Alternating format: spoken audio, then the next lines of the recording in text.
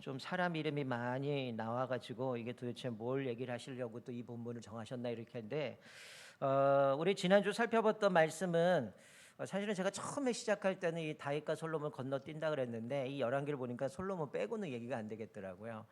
자, 어쨌든 우리 지난주 살펴본 거는 솔로몬에게 하나님께서 내가 너에게 무엇을 줄 거라고 했을 때에 이 솔로몬이 하나님께 듣는 마음, 하나님 앞에 지혜를 주셔서 또 하나님의 음성을 듣고 백성을 재판할 수 있는 하나님께서 명철을 주시고 은혜를 베푸셨음을 살펴봤습니다. 그렇게 하셨던 이유는 그가 3년이 넘는 1천 번제를 드리면서 하나님 앞에 치열하게 또 은혜를 구하며 살았던 그의 마음을 보시고 하나님께서 그에게 구했던 지혜뿐만이 아니라 부와 명예를 더해 주셨던 것을 우리가 살펴봤습니다. 자, 오늘 본문은 그 이후에 솔로몬의 리더십을 보게 되죠. 이제 솔로몬이 하나님 앞에 지혜를 받고 그리고 이제 살짝 살펴봤지만 이제 솔로몬이 우리가 잘 아는 죽은 아이의 부모가 누군가를 선택하는 그런 것들 판결했던 그 내용 이후에 오늘 본문의 말씀이 나옵니다. 자, 오늘 1절부터 19절 말씀은 그가 이제 거느렸던 신하들의 리스트들이 기록이 되어져 있습니다. 이 리스트들을 봤을 때에 그가 어떤 리더십을 가지고 조직을 꾸려 나갔는지를 우리가 발견하게 되는 것이죠. 자, 먼저 오늘 이 본문 말씀을 보면 이 다윗이 아버지 때 여러 전쟁을 통해서 넓은 영토가 이제 주어지게 되죠. 그리고 이제 이 솔로몬은 그 넓은 영토에서 이제 왕이 되어서 가장 먼저 한 것이 이제 조직을 재정비하는 내용입니다. 그게 바로 오늘 본문의 말씀에 기록이 되어 있죠. 그러니까 이 다윗이 왕이 돼서 자신 밑에 있었던 어떤 조직들을 이야기해서 제일 먼저 등장했던 이 조직에 나왔던 사람은 누구냐면 군대 장관이었습니다. 왜냐하면 다윗은 우리가 알다시피 많은 전쟁을 치렀기 때문에 그때 필요한 제일 먼저 손꼽히는 사람은 이제 군대 장관이 누구냐였고요. 오늘 본문에 등장하는 솔로몬은 이 전쟁이 끝난 평화 시대죠. 그러니까 이 솔로몬에게 있어서 가장 먼저 조직을 재정비할 때 제일 먼저 등장했던 사람이 바로 제사장이라는 거죠. 그러니까 우리가 뭐 시대를 보면 그 시대마다 어떤 리더들이 감당해야 될 역할들이 있다는 겁니다. 전쟁 시대에는 나라가 전쟁 칠 때는 어떤 용맹스러운 리더들이 있어야 되는 거고요. 또 전쟁이 끝나고 났을 때는 여러 가지 뭐 상처도 있고 폐허가 된 상황들이니까 어떤 재건하는 부분에 필요한 일꾼들이 필요한 거고, 오늘 본문에 나오는 것처럼 이 솔로몬 시대는 평화의 시대이기 때문에 어떤 뭐 용맹스러운 장군이나 이런 것이 아니라 제일 먼저 등장한 거는 제사장이 먼저 거론이 되고 있다라는 거죠. 그러니까 모든 리더는 자기 시대마다 자기가 해야 될 역할이 있음을 보여주는 겁니다. 자, 오늘 본문 말씀에 보면 이 솔로몬의 리더들을 보면 과거와 현재가 공존하고 있는 모습을 보게 되죠. 그러니까 아버지 다윗 시대에 중요한 직책을 맡았던 사람들을 그대로 임명하거나 아니면 그들이 등용했던 사람들의 후손들, 뭐 오늘 성경에는 뭐 아들이라고 되어 있지만 이 당시 뭐 손자도 아들이라고 표현했으니까 그 후손들을 등용해서 일을 시키는 내용이 오늘 본문의 말씀에 기록되어져 있습니다. 저는 이 모습을 보면서 사실은 좀 많은 아쉬움이 있어요. 우리나라에 보면 우리가 뭐 어느 정권이 이제 그 창출을 하든가에 따라서 늘 보면 우리는 뭐가 이어져 가는 게 없어요. 새로운 대통령이 나오면 그 앞에 있던 것들 다 정리하고 일꾼 새로 다 뽑고 정책도 다 정리해버리고 또 다른 걸 만들어서 준비하다 끝나는 경우가 참 많죠. 전 늘 아쉬웠던 게 그겁니다. 아무리 대통령이 바뀌고 당이 바뀌어도 정말 정책이 괜찮고 사람이 괜찮으면 계속 그 사람을 등용해서 가면 좋을 텐데 왜 완전히 싹 다 갈아엎을까? 그리고 또다시 막 정책이 바뀌어 버리니까 사실은 우리 아이들 같은 경우는 대학 교육이나 이런 부분들이 얼마나 마루타 많이 합니까? 오늘 애는 이랬다가 또 어쩔 때는 이랬다가 막 바뀌어 가지고 아이들이 막 혼란스럽다가 끝나는 경우도 참 많이 있는데 참 이 모습들을 보면 참 안타까울 때가 많아요. 근데 오늘 본문에 이 솔로몬은 자기 아버지 시대의 중요한 직책을 담당했던 사람들 그대로 데리고 간 사람도 있고 또 그들의 후손들을 등용해서 세워가는 사람들도 있던 모습을 보게 되죠. 우리가 오늘 본문 말씀을 보면서 사실은 물론 이게 뭐 계속 있던 사람들이 고인물처럼 계속 가면 안 되겠지만 정말 그 사람의 정책이나 사람이 괜찮으면 이어가야 되는 필요가 있다는 거죠. 우리가 잘 알다시피 다니엘 어떻습니까? 정권이 몇 번을 바뀌어도 사실 그 자리에 그대로 총리로 그 일들을 감당했다면 이 다니엘이 얼마나 정말 탁월했는지를 보여주죠. 성경에 나오는데도 아무 흠, 아무 틈도 그 사람에게 찾을 수 없었고 그를 넘어뜨리려면 신앙을 걸고 넘어뜨리지 않는 이상 이 사람은 넘어뜨릴 수 없다라는 그 성경의 말씀 봤을 때에 뭐 왕이 바뀌고 나라가 바뀌어가는데도 그 자리에 그대로 그것을 하는 모습을 보면 이 다니엘이 얼마나 탁월하게 그 일들을 감당했는지 보여주죠. 자, 오늘 1절 말씀 보면 가장 먼저 등장한 게 아사리아라는 대제사장입니다.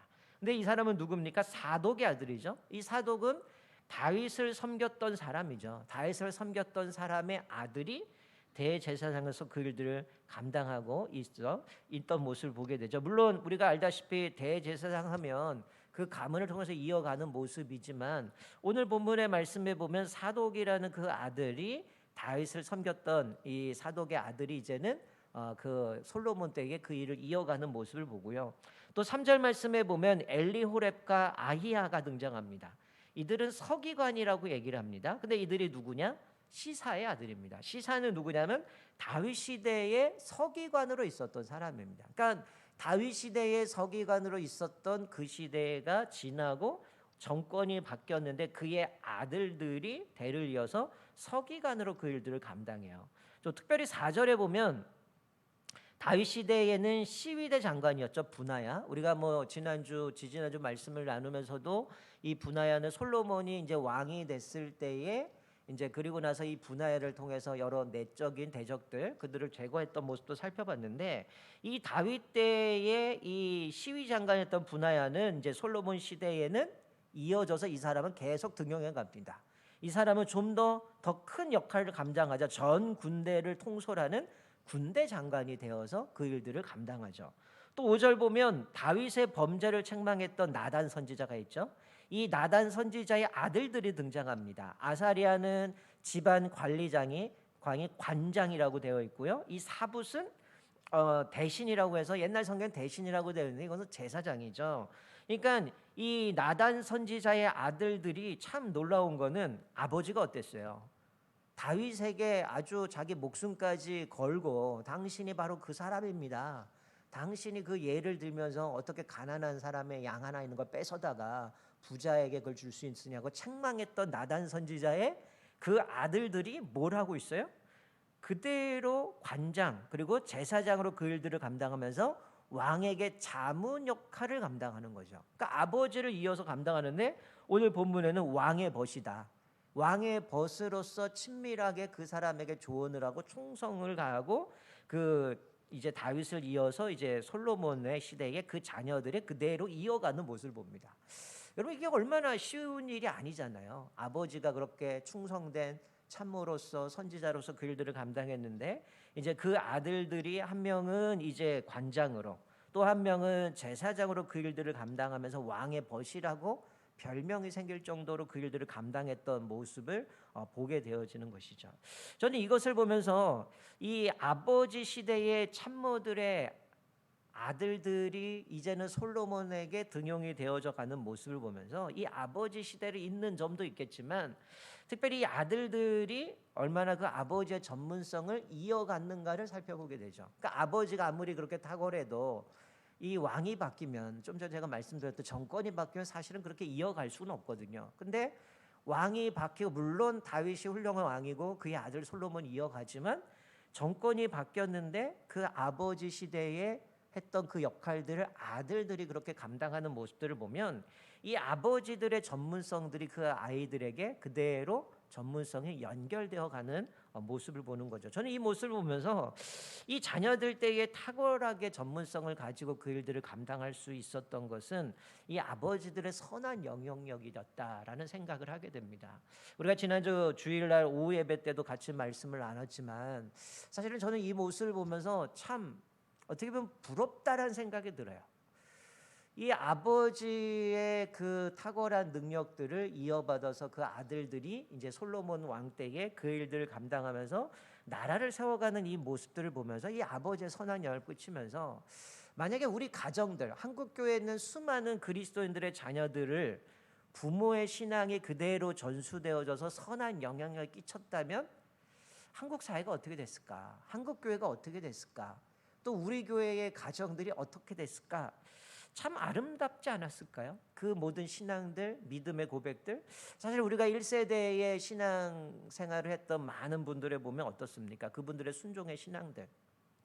정말 뭐 지금처럼 이렇게 날씨가 추워지면 히터 틀고 또 여름에 에어컨 틀고 이런 시대는 아니었잖아요. 마룻바닥에 추워도 애기 뒤에 포대기 업고 나와서 기도했던 것.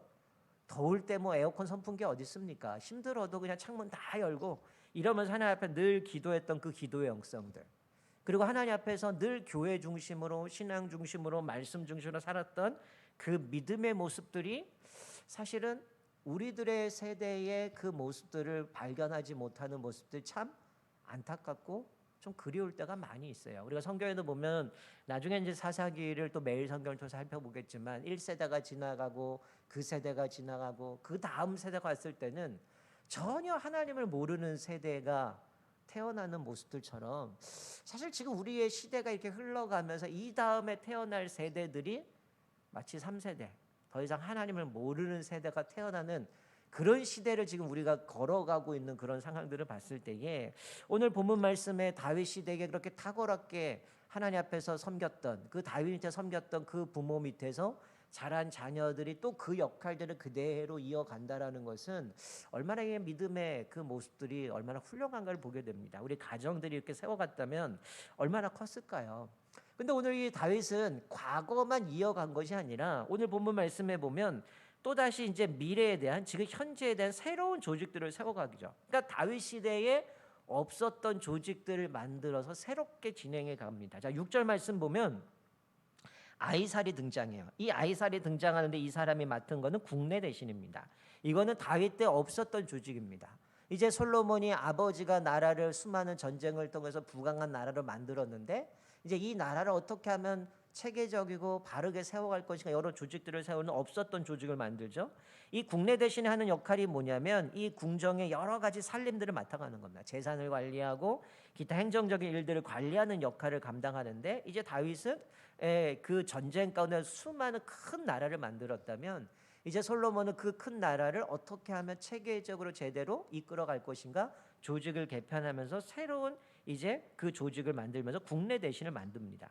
또 7절 말씀에 보면 12개의 행정구역을 정해서 이 12개 행정구역은 12지파가 차지한 지역을 근거로 해서 관장들을 세워 나갑니다. 그러니까 이 관장은 지금으로 얘기하면 뭐 대략 도지사 정도 되는 수준일 건데 이런 사람들을 세워서 이 사람들은 왕에 필요한 음식들이나 이런 것들을 제공하게 되고요. 나름대로 이들은 그 지역의 모든 영향력들을 가지고 그 일들을 감당하는 모습들을 보게 됩니다. 자, 근데 이 12개의 관장들 중에도 보면 누구의 아들이라고 소개되는 사람이 있고요.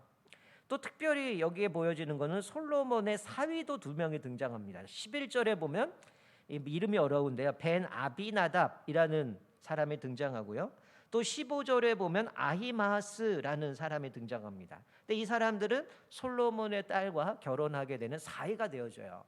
근데 이거는 뭐 벤 아비나답이나 아히마스는 솔로몬의 사이였기 때문에 관장으로 세워진 것은 아니에요. 왜냐하면 여러 학자들의 이야기를 들으면 랍비 같은 게 어떤 랍비는 그렇게 얘기를 합니다. 솔로몬이 왕이 됐을 때 나이가 대략 12살이다라고 주장하고요. 이 당시의 역사가였던 요세푸스 같은 경우는 뭐라고 이제 그 요세푸스의 역사의 기록 책에 보면 그 당시 뭐 우리가 유대 역사나 이런 거 많이 기록하는데 요세푸스 책에 보면 이 솔로몬이 왕이 됐을 때 나이가 한 14살 정도 됐을 거다라고 얘기를 합니다. 근데 대개 학자들은 12살, 14살은 뭐 그의 자녀를 낳고 하는 모습들을 보면 너무 어린 모습이 있기 때문에 대략 한 20살 정도로 이야기를 합니다. 그러면 20살에 왕이 돼가지고 지금 이 두 사람을 사이로 삼기는 너무 어려요. 그러니까 이 두 사람은 관장으로 일을 하다가 어느 시점에 갔을 때에 그 사람의 인성이나 탁월함이나 그들의 섬겼던 그 능력들을 입증됐기 때문에 나중에 사위로 삼았던 모습을 보게 되는 것이죠. 그러니까 이 아버지의 이름이 나오는 사람들이 한 5명 정도 나오고요. 그리고 이제 솔로몬의 사위가 등장하는데 이 솔로몬의 사위는 그들의 아버지가 누군지의 이야기가 없어요. 그 얘기가 뭐냐면 사실 족보의 누구의 아들이다라는 얘기는 그 사람의 정통성이나 그 가문이 어떤가를 보여주는데 아버지의 이름이 없다라고 하는 것은 어찌 보면 그 사람은 별로 유명한 집안의 자녀가 아니라는 겁니다. 쉽게 얘기하면 별로 사람들에게 인기 있거나 뭔가 내세울 것이 없는 그런 사람이랄 수도 있는 거죠. 그러니까 여기 말씀에 보면 지금 누구의 아들이다라거나 어떤 정통의 어떤 그 가문에 대한 명성이 있는 집안의 자녀들도 있지만 여기에 솔로몬의 두 사이 같은 경우는 그분의 아버지 이름이 없는 것을 보면 유명한 집안이 아니었다는 거예요. 그러니까 오늘 여기 본문 말씀에 지금 솔로몬이 어떤 조직을 세우고 기간 가운데에 여러 가지 많은 일꾼들을 세워감에 있어서 사실은 과거와 현재가 존재하는 거죠. 그러니까 과거에 아버지 다윗 때 썼던 그 참모들의 자녀들 아니면 그 참모가 계속 이어져 가는 모습도 보게 되고요. 때로는 그 아들이 아니라 손주들이 또 그 일을 감당하는 모습도 보고 또 새롭게 전혀 상관없는 사람이 등장하기도 하고요. 그리고 심지어는 그 일들을 감당하다가 이제 그 사람의 인품이나 능력들이 좋으니까 그 사람을 이제 사회로 삼기도 하고 때로는 전혀 알려지지 않는 무명의 사람들이지만 그 사람들 등용해서 일들을 감당하는 모습을 보게 되죠. 그러니까 12관장들이 보면 한 달씩 어떻게 해요? 왕궁에 필요한 것들을 조달하는 역할을 합니다. 그러니까 각국의 12개로 나눠서 그 한 달마다 그것들을 바치게 하는 모습을 볼 때에 이 솔로몬이 어떤 한가에 치우친 게 아니라 전체가 다 같이 한 마음을 가지고 그 일들을 감당하게 하면서 어떤 편중되지 않고 함께 그 일들을 감당하게 했던 모습을 보게 되어지는 거죠.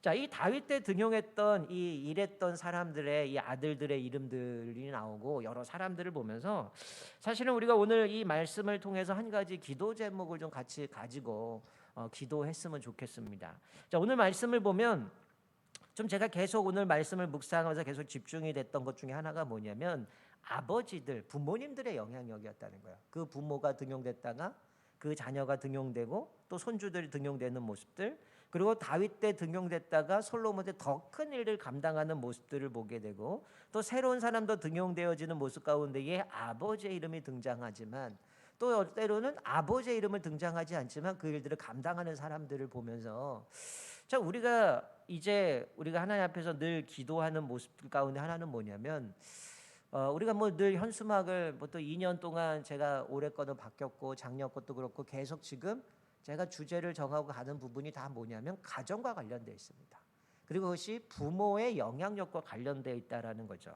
그러니까 사실은 우리의 부모의 신앙, 부모님의 섬김의 본, 그리고 부모님의 그 성실과 충성, 그것이 자녀 때까지 이어질 수만 있다면 얼마나 우리 가정이 행복하겠습니까? 늘 우리가 고민하는 게 뭡니까? 자녀들이 신앙을 떠나가 버리는 안타까운 들의 모습들을 보게 되는 거죠. 여러분 사실 코로나로 인해서 우리가 원활 하지 않았지만 사실 2년 동안 계속 주제를 정하고 같이 기도하고 새벽마다 같이 나눴던 기도의 제목들이 하나가 뭐냐면 계속 가정과 교회가 하나 돼서 다음 세대를 세워가는 게 계속 기도의 제목들이었다는 거죠. 여러분 사실 뭐 정말 힘들고 어려운 시대에 믿음을 간직하면서 정말 주만 의지하고 달려왔던 1세대의 믿음의 세대들과 지금 우리가 살아가는 이 세대는 너무나 달라요. 사실 뭐 원로 목사님 세대나 또 저희 어머니도 뭐 사역을 했지만 이분들의 세대를 보면 사실 이분들은 한마디로 하면 어떻습니까? 이분들은 목숨을 걸고 목회했던 분들이야. 저희 어머니나 아버지도 1세대거든요. 우리 할아버지 할머니들은 신앙생활을 안 했던 분들이기 때문에 어머니가 신앙생활을 어떻게 했는지는 어렸을 때부터 들었습니다. 그러니까 사실은 뭐 우리 교회도 1세대로 신앙생활 이제 원로분 되시고 좀 연세 드신 70대 80대 되신 분들의 이야기를 들으면 교회 갈 때 머리가 잘리거나 성경책을 찢어버리거나 불태워버리거나 아니면 집에 문을 잠가버려 이런 분들이 많아요. 남편이 반대하기도 하고 부모가 반대하기도 하고 사실 이 1세대들은 신앙생활할 때에 정말 많은 핍박 속에서 신앙생활 가운데 견뎌냈던 분들입니다.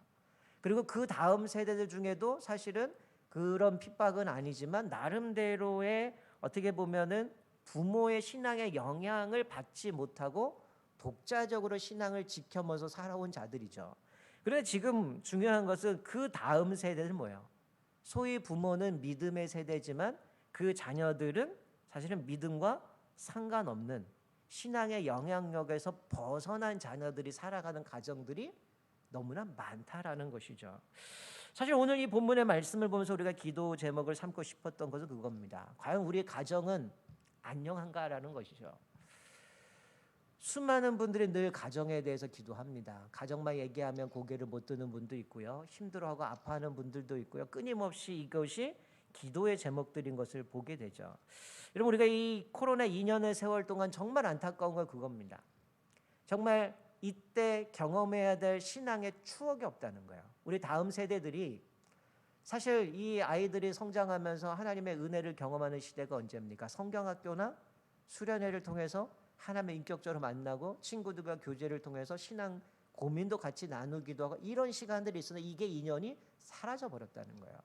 뭐 학교에서도 그렇잖아요. 이 아이들이 온라인 수업만 하다 보니까 그 성적이 완전히 바닥에 뚝 떨어져 갖고 수준이 떨어졌다 뭐 이런 얘기를 해서 어떤 내신도 낮추기도 하고 뭐 이렇다라고 얘기를 하는데, 사실 이 2년의 세월 그리고 그 이전부터의 모습 가운데 우리들의 아이들의 신앙이 사실은 지금 바닥을 치고 있는 모습들이 너무 많다라는 것이죠. 그러니까 이들이 인격적으로 하나님을 만나는 그 추억이 사라져 버렸다는 거죠. 그러나 참 기대하는 것은 이 2년 동안 이 아이들이 가정에서 어머니와 아버지 얼마나 많은 시간을 보냈습니까?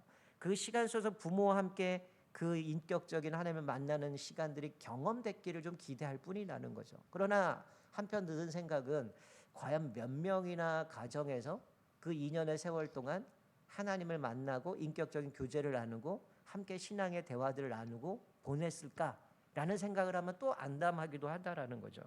사실 우리 교회만 하더라도 많잖아요. 늘 신앙생활하지만 자녀들이 교회 못 오는 사람도 있고요.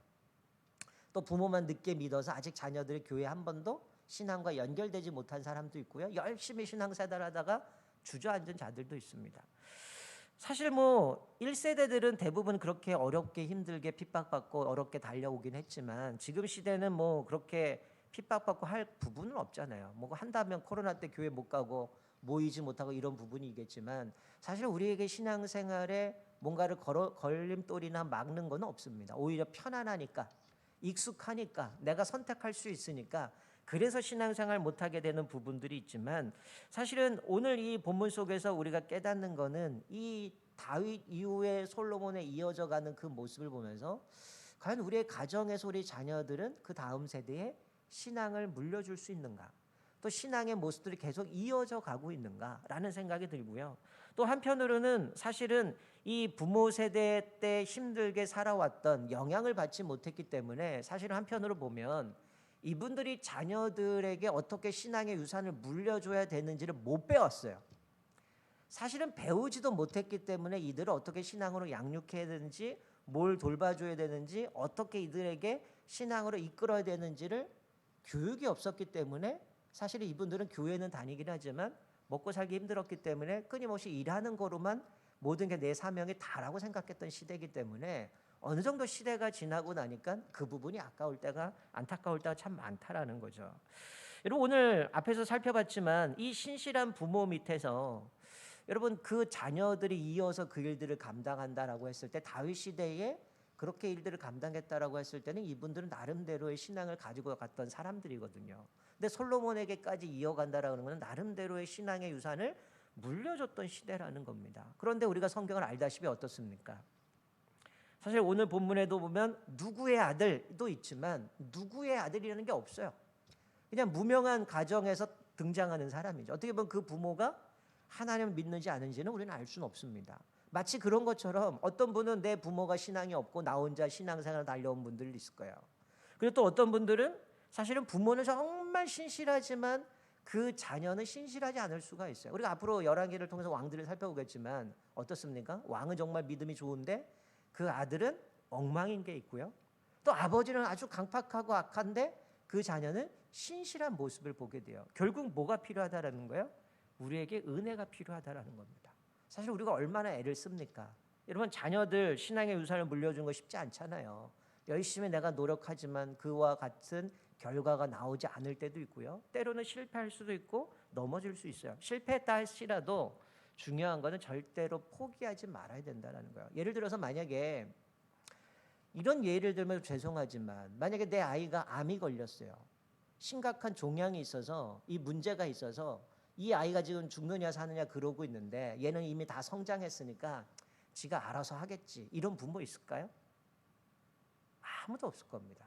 사방팔방 떠다니면서 백방 알아보면서 이 아이에게 뭐가 좋은지, 어떤 의사가 좋은지, 어디가 좋을지 이런 걸 알아볼 거예요.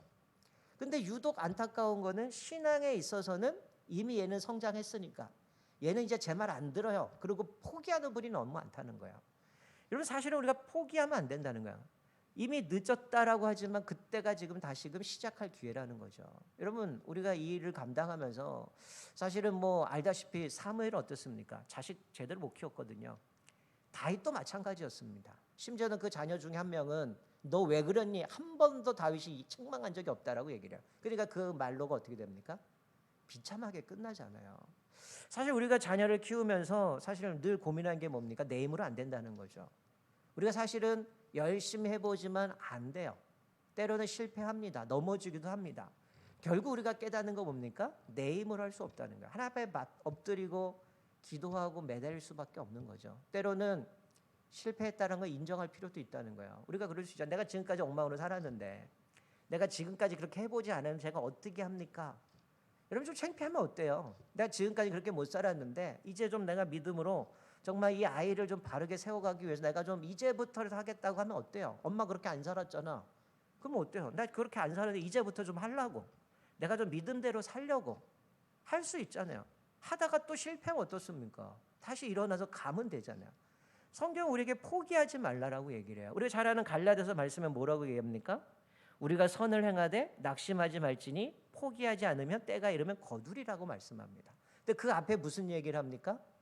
우리가 육체를 위하여 심는 자는 육체로부터 썩어질 것을 거두고 성령을 위하여 심는 자는 성령으로부터 영생을 거둔다. 이렇게 말씀합니다. 분명히 그러고 나서 우리에게 얘기하는 것은 우리가 선을 행하되 낙심하지 말지니 포기하지 아니하면 때가 이르면 거둘 것이다라고 말씀합니다. 우리가 이 일을 포기해서는 안 된다는 거죠. 어찌 보면 많은 분들이 그냥 포기하고 이제 끝났다고 얘기해요. 내가 그렇게 못 살았고 내가 이미 실패도 경험해봤고 더 이상 안 된다고 생각하면 내버려 둡니다. 만약에 여러분의 자녀들이 좀 죽어가는 병에 걸렸다면 그냥 내버려 둘까요? 절대 그럴 수 없을 겁니다. 근데 신앙에 있어서는 그냥 포기해버린 사람이 너무 많다라는 거죠. 여러분, 우리가 지난주 주일날 말씀 나눴던 것처럼 이제 우리가 내년에 교회가 이제는 오늘 뉴스를 보니까 너무 고무적입니다. 이제 저희가 50%는 모일 수가 있고요. 그리고 이제 완료자만 모이면 인원 제한이 없고요. 또 소모임도 10명까지 소그룹도 가능하고요. 그리고 주일학교는 18세 이하는 백신을 못 맞았기 때문에 얘네들 열애입니다. 얘네들 백신 못 맞았으니까 얘네들 몇 프로가 아니라 얘네들은 열애고요. 만약에 내가 확진됐다가 완치된 사람들도 열애입니다. 그리고 내가 기저질환이 있어서 백신 맞으면 몸에 문제가 있는 사람들도 예외입니다. 이 사람들을 제외한 나머지 뭐 맞든 안 맞든 50%까지 예배를 드릴 수 있고요. 만약에 온전히 다 맞았다라고 하면은 인원 제한 없이 모일 수 있어요. 저희는 50%면 예배드리는 지장이 없습니다. 또 찬양대도 완료자로만 모이면 찬양대도 쓸 수 있어요. 찬양팀도 가능합니다. 이제 11월 1일부터는 그냥 마스크 쓰고 싱어들 앞에서 찬양하고 찬양대 여기서 하면 돼요. 완료자만. 섞이면 못합니다. 섞이면 그냥 마스크 쓰고 독창해야 돼요. 그러니까 어쨌든 우리가 방역만 지침만 잘 갖추면 지금 예배드리고 소그룹하고 하는 거에 전혀 지장이 없습니다. 아이들 수련회 가는 것, 성경학교 하는 것, 지금 지침해 보니까 수련회 가는 것도 방침만 잘 지키면 밥도 먹을 수 숙박도 있게 허용해 주더라고요. 그러니까 지금 많은 것들이 예외상으로 벌어지고 있는데 어쨌든 오늘 어제 뭐 2,000명까지 가긴 하지만 이게 한 5,000명 정도까지 가면 스톱시키고 뭔가 또 조치를 한다고 얘기하지만 지금은 어느 정도 많은 것들이 풀려져 있는 상황입니다. 그래서 내년에 저희가 이제 새롭게 조직을 짜고 이제 이 일을 위해서 좀 같이 좀 목숨을 걸고 좀 달려갔으면 좋겠어요. 내 아이가 지금 죽어가고 있는데 더 이상 방관하지 마시고 정말 우리 자녀들 또 우리 교회 아이들 다 우리 자녀 아니겠어요? 그러니까 이 일을 위해서 좀 같이 갔으면 좋겠어요. 가정이 좀 회복되고 또 부모들이 좀 회복되고 또 우리 조부모들이 회복돼서 우리 가정이 지금까지 신앙으로 달려오지 못했다면 다시 한번 도전해 보자는 거예요. 가다가 넘어지면 또 일어나서 가보고요. 또 가정 예배가 안 되면 한 달에 한 번 하든 뭐 2달에 한 번 하든 한 번씩 해보자는 거예요. 우리의 모습이 조금씩 바뀌고 같이 힘을 모으고 간다면 바꿀 수 있다라는 거예요. 이 대가 끊어지는 게 아니라 계속해서 신앙의 유산을 물려주고 갈 수 있다라는 거죠. 여러분, 사실 솔로몬이 오늘 본문 말씀에 보면 아버지 때 이런 이 큰 영토를 넓혀가면서 이제 솔로몬은 조직들을 세웁니다.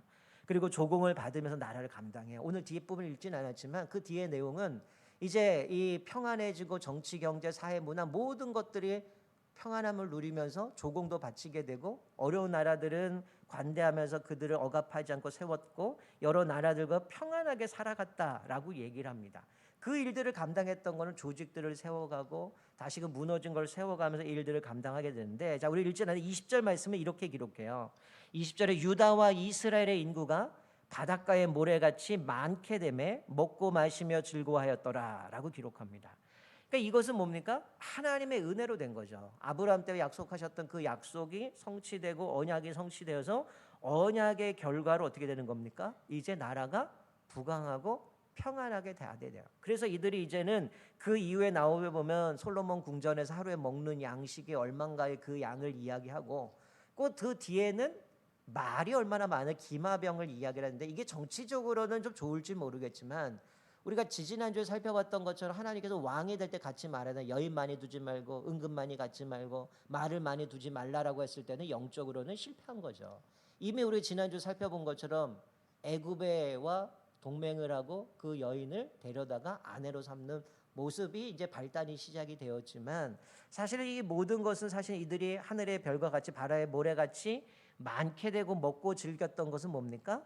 사실은 솔로몬이 이 어떤 정책이나 이런 것들로 이렇게 갔다라고 표현할 수 있을지 모르겠지만 사실은 뭡니까? 이게 하나님의 언약의 성취고요, 하나님의 은혜였다라고 말씀하는 거죠. 자, 29절 한번 볼까요? 자, 29절 말씀을 이렇게 기록하죠. 하나님이 솔로몬에게 지혜와 총명을 심히 많이 주시고 또 넓은 마음을 주시되 바다의 모래같이 하시니. 자, 솔로몬이 결국 이렇게 하게 됐던 이유는 뭘까요? 하나님의 은혜였다는 겁니다. 솔로몬에게 지혜와 총명을 심히 많이 주시고 또 넓은 마음을 주셨기 때문에 바다의 모래같이 이들이 이렇게 많아지고 또 이들이 하나님 앞에서 나라가 평안해지고 든든히 서갔음을 말씀해 주고 있는 거죠. 저는 여기 오늘 본문의 지혜와 총명, 이것이 하나님의 은혜라고 생각합니다. 어찌 보면 우리 가정도 다 그런 기도지 않을까요? 우리 가정이 좀 평안했으면 좋겠다, 우리 가정이 좀 든든하게 섰으면 좋겠다라고 하는 그 기도의 제목들이 많이 있을 텐데요. 결국 그거는 뭡니까? 오늘 본문의 말씀에 보는 것처럼 수많은 조직도 세워서 탄탄하게 세워가지만 결론은 그렇게 얘기를 하고 있어요. 물론 솔로몬이 이렇게 세운 건 정말 리더십이 탁월한 거죠. 근데 마지막에 딱 정리하는 것은 뭐냐? 이에 리더십도 있었지만 중요한 거는 하나님의 은혜다, 하나님의 언약의 결과다. 그래서 바다의 모래알처럼 많아졌다라고 얘기하는 건 결국 하나님의 은혜임을 말씀해 주고 있습니다. 우리가 오늘 말씀을 기억하면서 좀 한 가지 기도 제목 삼을 것은, 여러분이 이렇게 기도했으면 좋겠어요. 하나님, 나에게 은혜를 달라고 기도했으면 좋겠어요. 먼저 부모 세대들이 하나님 앞에 다시 그 은혜를 받아서 정말 그 은혜로 내가 회복되어지면 자녀를 믿음으로 세워갈 수 있다라는 거야. 이미 내가 실패하고 넘어졌을지라도 하나님 나에게 은혜 주십시오. 하나님, 내가 다시금 이 일을 감당할 수 있도록 은혜를 주십시오라고 기도했으면 좋겠고요. 또 하나 기도할 것은 우리 자녀들의 은혜를 달라고 기도했으면 좋겠어요. 마치 다윗 때에 그 일을 감당했다가 그 아들들이 그 일들을 감당하면서 등극됐던 것처럼 우리 자녀들이 우리 부모님의 신앙을 따라서 믿음으로 섬기며 살아갈 수 있도록 기도했으면 좋겠고요. 더 나아가서 우리가 기도해야 될 것은 뭐냐면, 이 믿음의 그 하나님을 향한 갈망과 그 열망들이 한 시대로 끝나는 것이 아니라 계속 대를 이어서 이어갔으면 좋겠어요. 여러분, 한국교회 평가 내리는 것들을 이제 얼마 안 가면 한국교회 반토막 날 거다, 몇 프로 안 남을 거다 이야기하는 건 뭡니까? 끊어진다는 얘기거든요. 근데 성경은 끊임없이 하나님을 공경한 믿음으로 살아가는 천대까지 복을 주신다고 말씀하고 있는데, 과연 우리 가정은, 제가 전에 아마 작년인지 올해인지 한번 그런 생각 얘기를 드려봐, 질문 한번 던져 있어요. 주일날 내가 죽으면 과연 내 자녀 우리 교회 나올까? 이거 질문 한번 던진 적이 있을 거예요. 한번 그거 떠올려 보세요. 내가 죽으면, 내가 하나님의 부르셔서 천국 가면 내 자녀는 교회 갈까? 내 손주들은 교회 나갈까? 신앙은 이어져 갈까? 이걸 한번 떠올려 보셨으면 좋겠어요. 그러면 내가 지금 우리 가정이 어느 정도 위치에 왔는지를 살펴볼 수 있는 것이죠. 그러니까 오늘 좀 말씀을 기억하면서 이 시간에 기도할 때, 하나님, 우리에게 은혜를 주셔서 내가 먼저 은혜 받고 내가 먼저 믿음의 부모가 되기 원합니다. 그리고 우리 자녀들의 은혜를 받고 하나님의 은혜 가운데 우리 자녀들이 믿음으로 세워져 갈 수 있도록 기도했으면 좋겠고요. 또 무엇보다 이제 우리 내년에 이제 이 일을 위해서 정말 교회에서는 부모들 어떻게 하면 훈련시켜서 부모들이 집에서 자녀들을 제자로 세워갈 것인가를 그걸 갈 겁니다. 그래서 여러분들이 좀 사모함이 있었으면 좋겠고요. 그리고 이 일을 위해서 또 많은 동역자들이 필요합니다. 제가 지금 담임으로 와서 계속 하는 이유들이 뭐예요? 제자 훈련하는 이유가 그 일을 위해서 하는 겁니다. 말씀을 훈련받고 하나님의 그 나라를 위해서 어떻게 우리가 달려갈 것인가를 계속으로 말씀으로 달리고 나왔던 거는 진짜 이제 우리가 훈련받고 가려면 내가 헌신하고 뛰어야죠. 머리만 커지는 게 아니라 그 말씀대로 살아내야죠. 가정에서 살아내고 교회에서도 살아내고 일터에서 살아내야 되는 거죠. 그 일을 위해서 좀 많은 일꾼들이 자원하고 함께 그 일들을 감당할 수 있도록 하나님께서 우리 교회에 은혜를 주셔서 우리 온 성도들이 그 일을 위해 달려갈 수 있도록 위해서 기도하시고 또 이 밤에 우리가 하나님께서 우리에게 은혜를 주셔서 이 일을 위해서 우리가 헌신할 수 있는 믿음을 달라고 기도했으면 좋겠습니다. 이 시간 같이 한번 찬양하고 기도해